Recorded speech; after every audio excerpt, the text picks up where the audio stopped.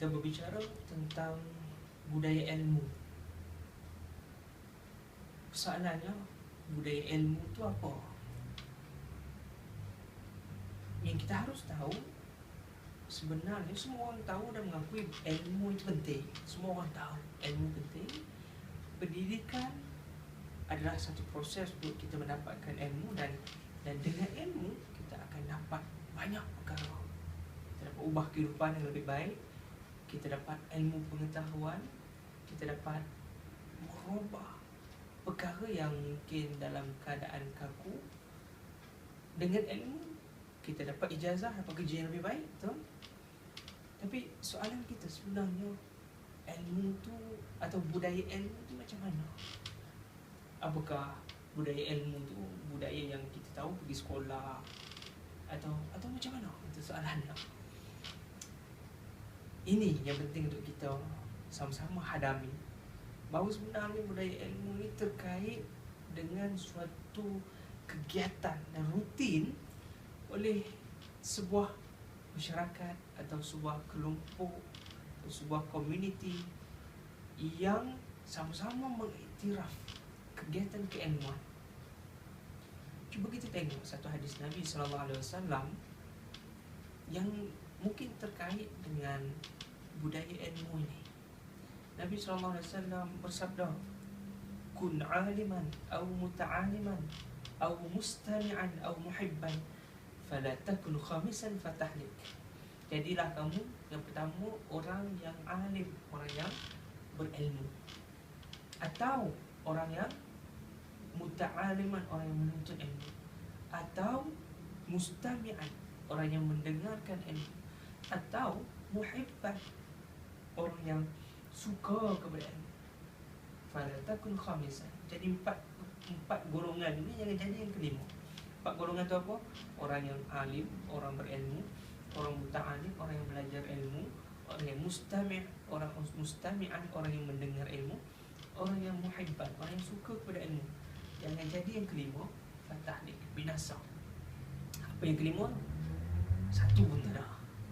Jadi dalam arti kata lain, daripada hadis itu cukup powerful, menunjukkan kepada kita ini kelompok-kelompok orang yang berjaya. Kalau kita tak jadi orang berbudaya ilmu dalam sesebuah masyarakat, binasa. Macam ni, bila kita bercakap soal budaya ilmu, baik kita define apa dia budaya, kita arifkan budaya itu apa dan macam mana bentuk budaya.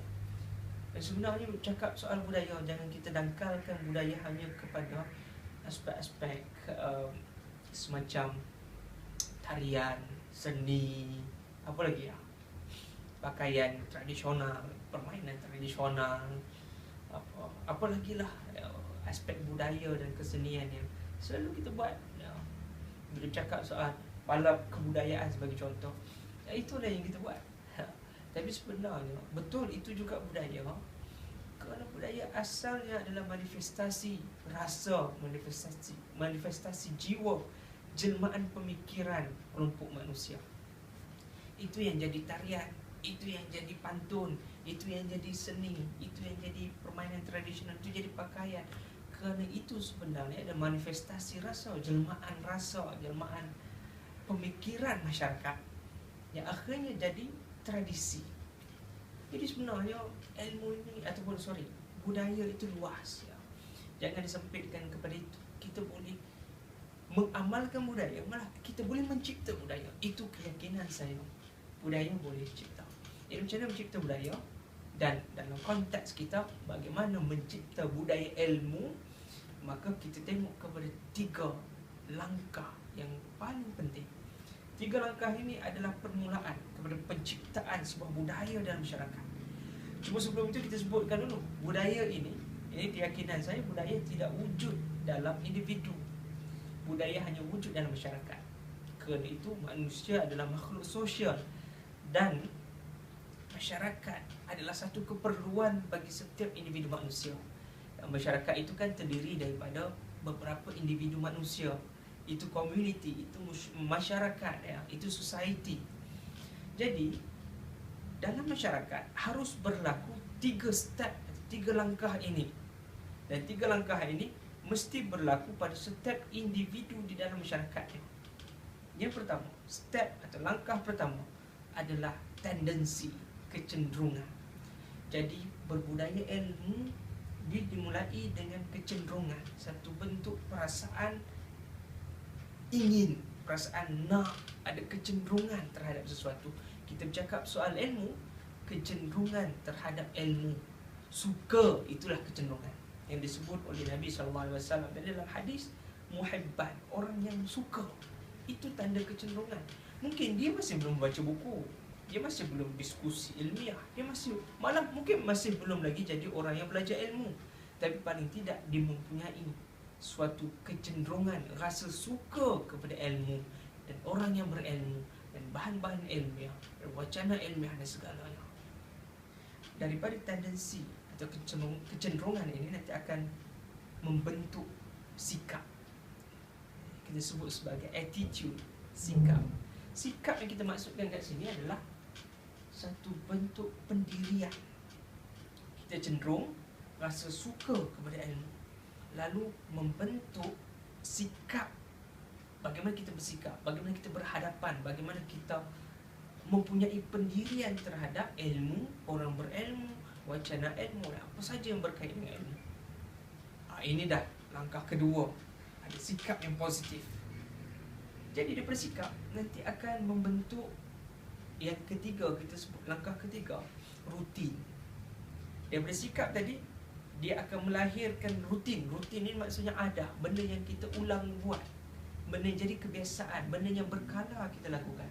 Jadi rutin terhadap ilmu sebagai contoh, hari-hari mesti paling tidak baca buku, mesti dalam seminggu ada wacana, ada diskusi, mesti menulis, mesti melakukan kegiatan ilmiah. Jadi itu jadi rutin. Jadi saudara, bila kita tengok kepada tiga langkah ini, tiga step. Yang pertama tendensi, kecenderungan. Yang kedua sikap, attitude. Yang ketiga rutin atau kebiasaan. Maka itu kalau diamalkan, rutin itu dalam setiap individu yang berada dalam satu community, maka itulah kewujudan suatu budaya. So bayangkan kalau kita ada rutin yang sama dalam kalangan masyarakat, rutin kegiatan keilmuan, setiap individu dalam masyarakat melakukan benda yang sama, maka kita akan jadi masyarakat yang berbudaya ilmu. Kerana itu saya sebutkan, saya begitu yakin dan percaya, sebenarnya dalam konteks budaya ilmu, budaya itu sendiri boleh diwujudkan, boleh dicipta, kita boleh merancang ke arah pembudayaan ilmu, ya. Dan sudah pasti ini akan ambil masa. Sebab itu kempen-kempen, ya, membaca yang menarik di Facebook dan kawan-kawan, ya, penampakan image sosok orang membaca, bawa buku ke mana-mana, itu antara manifestasi yang kita lakukan. Yang lain mungkin wacana-wacana kita yang diprodukkan dengan baik, ya, dan dilakukan dengan konsisten. Itu adalah antara cetusan-cetusan yang akan nanti membentuk public opinion, membentuk kecenderungan, membentuk rasa suka. Dan daripada rasa suka itu nanti akan berkembang jadi sikap. Sikapnya akan melahirkan rutin kegiatan harian, dan itu nanti akan membentuk masyarakat yang berbudaya ilmu.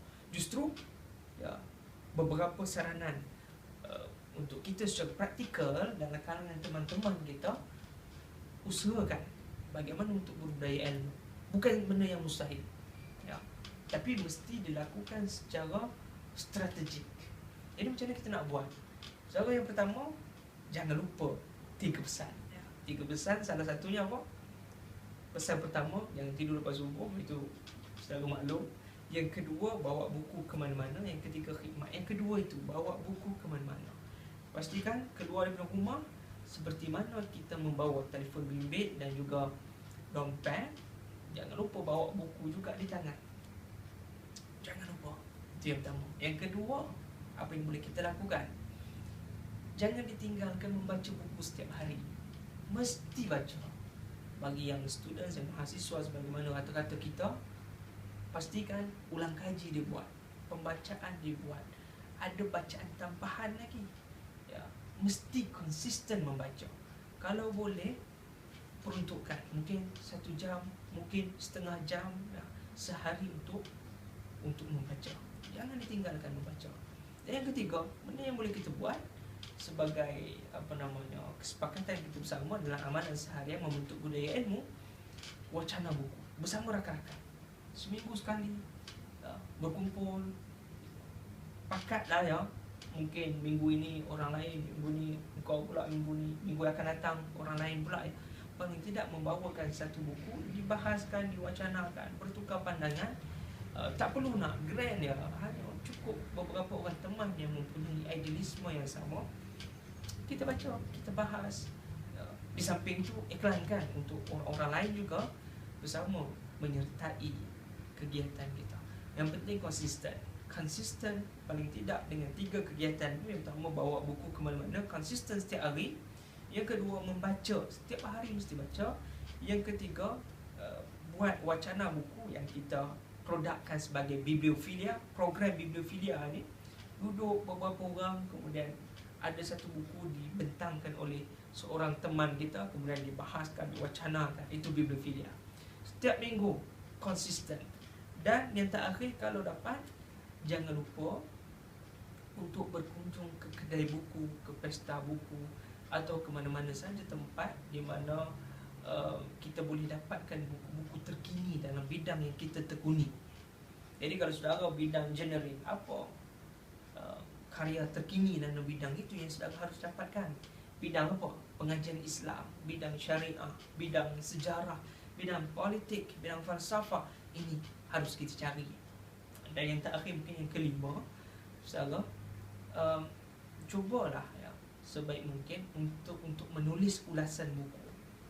Kita dah baca buku, ya saya tahu kadang-kadang kita faham, kadang-kadang kita tak faham, tapi cuba untuk menulis. Ada catatan khusus ataupun ada di mana-mana yang mungkin buku khas untuk kita mencatat apa yang kita baca kan.